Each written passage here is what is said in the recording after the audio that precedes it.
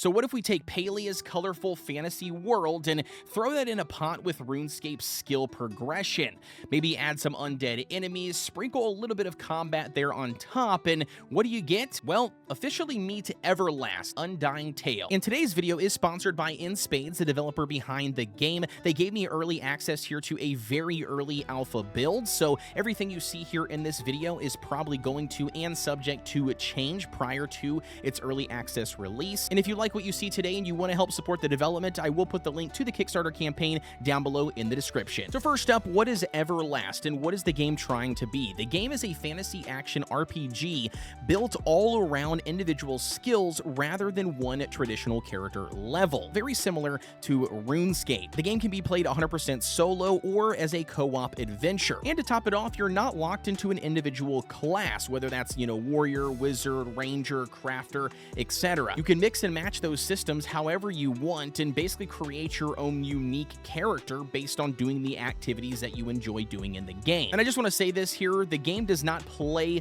like RuneScape. It's not click-based, it's not old school style, nothing like that. It is a completely different take. The only comparison with RuneScape for me has to do with the skill progression and having to actually physically do that skill in order to level it up. The game starts off with a really simple tutorial, kind of walking you through the basic systems of gathering your first logs, hunting some chickens, then learning to prep food and cook things for that chicken breast, and then learning just basically the basics around the home and farm. And then night falls and the undead arrive and everything goes completely sideways, including your character dies. And here's where things get interesting. I come face to face with death at the end of the tutorial, and apparently he's not ready for me to die and wants to offer me a second chance at life. So naturally I think, well, hell yeah.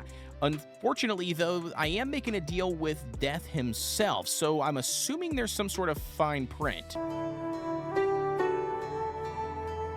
Yeah, that's exactly what somebody with a catch would say. And part of that fine print means I am cursed and I can't swim. Well, actually, I can't even touch water at all, so death brings me back to life and then immediately made puddles my worst enemy. All jokes aside here, the death system is also connected to recovering lost items, banking gear, and the curse itself. But outside of the whole curse by death and, terrified of puddles situation here, Everlast actually has surprisingly warm and very colorful feel to the overall world around you, and I really think that this is where the Palia comparison shines. The game has the same colorful fantasy atmosphere, profession-driven progression, we have friendly towns, tons of NPCs, riddled with various NPC quests and bounty boards. You have gathering, fishing, cooking, and just basically an entire world that feels designed around doing more than just simply fighting and killing everything you see.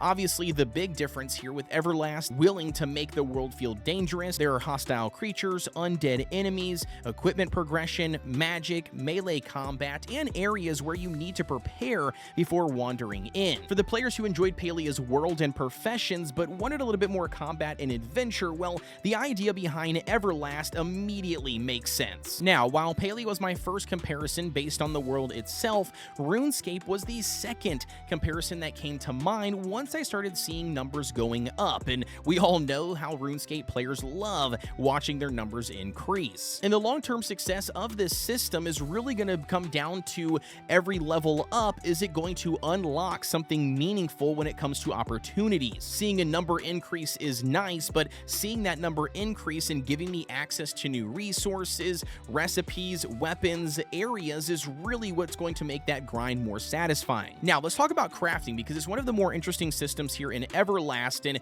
because you actually have two different options. You can automatically craft an item or manually complete a series of timed actions, basically a mini game to craft an item. In theory, performing well manually should improve your chances of creating a higher quality equipment with stronger stats or passive effects. And in practice, it still needs some work. I manually crafted a bunch of different items. I thought I did reasonably well or got considerably well as time went on, but the items that I was crafting seemed to be all around the exact same tier versus when I just spammed auto craft and actually got a higher quality item. I'm leaning towards the game being a little unclear, but I am willing to accept that I'm professionally terrible at blacksmithing. And of course, as always, I can't play a new survival crafting game without directly trying to ruin its economy, because naturally I found a cheese. Some of the free tools the game gives you, like the axe via the tutorial, the fishing pole, and the net via the fisherman's hut, they actually can be sold. They all have a value associated with them, as you can see on the description, but